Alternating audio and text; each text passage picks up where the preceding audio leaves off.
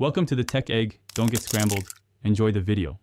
You start now by signing into your YouTube account on desktop or the mobile app. Once signed in, open a video that shows auto-translated captions.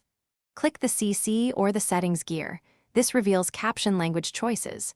You want to confirm captions are on, but not auto-translating, because YouTube can override spoken language with automatic translations.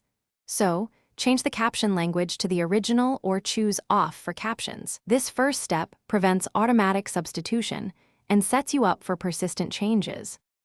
Once done with initial checks, open Account Settings, right arrow Playback and Performance on desktop. On mobile, tap your profile and go to Settings. Then select Captions or Playback Settings and pick the caption language explicitly. Choose the original spoken language instead of auto-translate. Make sure to disable Always Show Captions if you prefer none. Save or exit. YouTube uses the saved language preference for future videos. If needed, repeat for each device because browser and app preferences are independent. Make sure to sync your signed in. To finish, double-check on a new video that captions reflect your chosen language or remain off.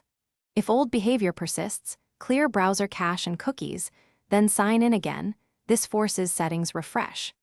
Make sure every device you use is changed, because YouTube stores some preferences per device rather than universally.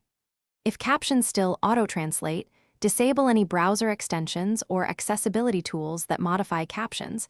They often override YouTube. Troubleshooting tip: disable extensions first, then retest, because that fixes most stubborn translation overrides. Thanks for watching. Consider subscribing if I helped unscramble your problems.